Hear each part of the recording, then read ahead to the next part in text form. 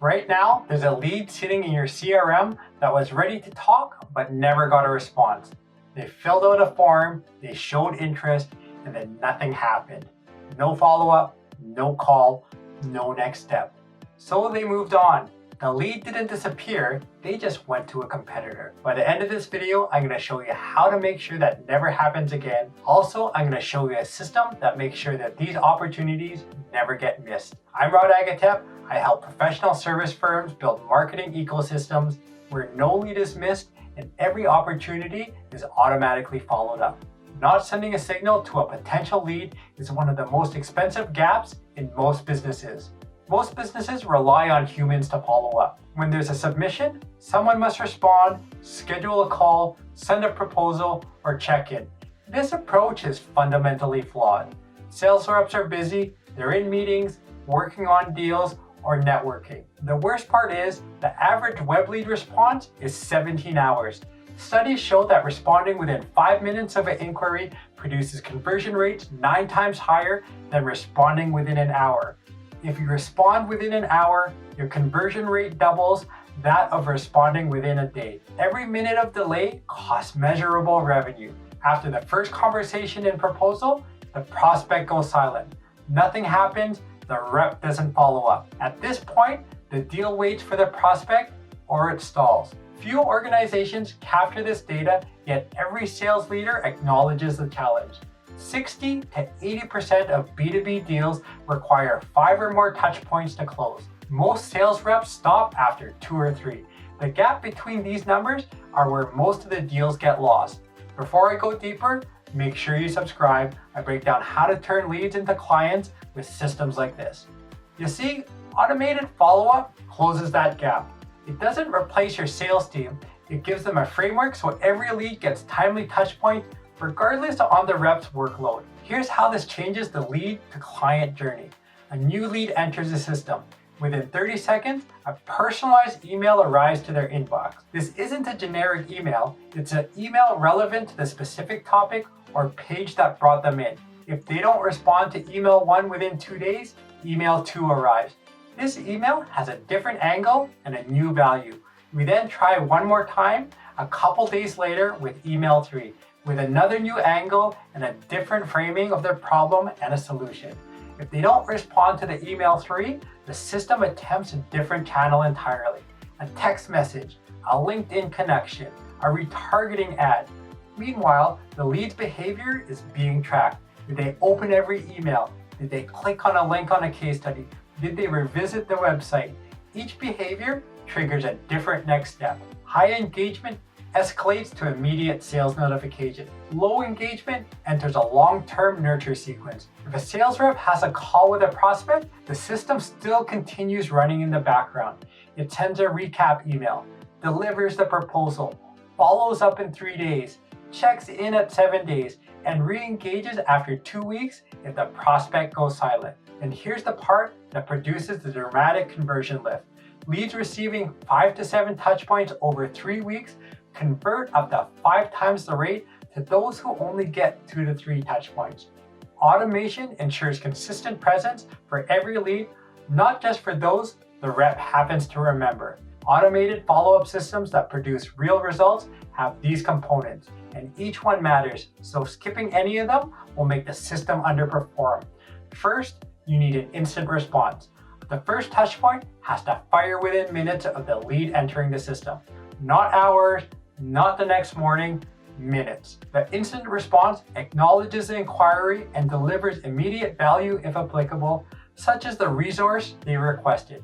This sets up the expectations for what happens next. Even if a sales rep needs to handle the actual conversation, the automated acknowledgement buys you the credibility for having responded immediately. Second, you need multi-touch sequences. Single follow-up emails don't convert. The right system should deliver 5 to 8 touch points over 3 weeks. Each touch point should add a new angle or value. Email 2 might share a relevant case study. Email 3 might address common objections. Email 4 might offer a specific tool. Email 5 might use a completely different format. This could be a video, a calculator, or even a checklist. Email 6 might be the breakup message that yields the highest reply rate across the entire sequence. This leads to the next crucial point, and this is the part that most businesses miss when they try to build this themselves. Each touch point should serve a unique purpose. Repeating the same ask feels like nagging. Adding new value at each step builds the relationship. Third, there has to be multi-channel coordination. Email is the foundation, but the best systems use many channels. SMS for time-sensitive follow-ups, LinkedIn for B2B prospects, ads to maintain visibility, and voice messages for leads who don't respond to digital outreach. The system coordinates the channel. The prospect sees a cohesive presence, not a disconnected outreach. Every touchpoint refers to the last, building the relationships step by step. Fourth, you need behavior-based follow-ups. The system tracks what the prospect does and adjusts in real time. Opens every email but no clicks? They're interested but curious. Clicks a pricing page? They're just evaluating. This needs to escalate to sales. Goes quiet for 2 weeks? Use a re-engagement message with a new angle. Static sequences treat everybody the same, but behavioral sequences treat each prospect based on their actual interest level. The difference in conversion rates is dramatic. And finally, you need sales team integration. The automation handles the sequence, the sales team handles the conversion. The system has to recognize when a prospect is ready for a human conversation. Once the right signals go off, it hands it seamlessly to the sales team with full context. That handoff gives reps everything they need. It shows the prospect's source, pages viewed, emails engaged with, questions asked, and objections raised. Reps walk in knowing more than they'd learn in a 15-minute discovery call. How fast can a real automated follow-up system run? You can get the first sequence live in 3 to 4 weeks. Week 1 is mapping the lead source and the existing follow-up gaps. Week 2 is designing the touchpoint sequences for each lead source, as well as creating any digital assets. Week 3 is about building the sequences in your CRM and email platform, setting up behavioral triggers, and integrating everything with your sales team's workflow. Week 4 is testing and launch. Once set up, performance rises over time. The first month is for collecting data. Month 2 reveals which sequences work, which touchpoints engage, and which sources bring in the best leads. By month 3, you're optimizing based on real data. By month 4, organizations with robust follow-up systems typically double their lead to client conversion rates. Same team, same leads, but better follow-up means you close more deals. Here are the mistakes that turn automated follow-up into lost deals. First, robotic templates that scream automation. The emails are obviously templated. They use generic language, they reference a prospect's name and company in obviously inserted spots. Subscribers detect this immediately and tune out. The fix? Write each touchpoint as a real human wrote it for one specific person. Use natural language, reference specific details from the lead source. The system can be automated, but the messages should never feel automated. Second, pitching at every touchpoint. Every email asks for a meeting. Every text pushes for a call. Every LinkedIn message tries to close. The prospect feels chased rather than engaged, and this disengages them from the entire sequence. The fix? Lead with value for the first 60 to 70% of any sequence. Provide insights, share case studies, and deliver tangible resources. Earn the right to ask through what you've already given. Third, no human handoff.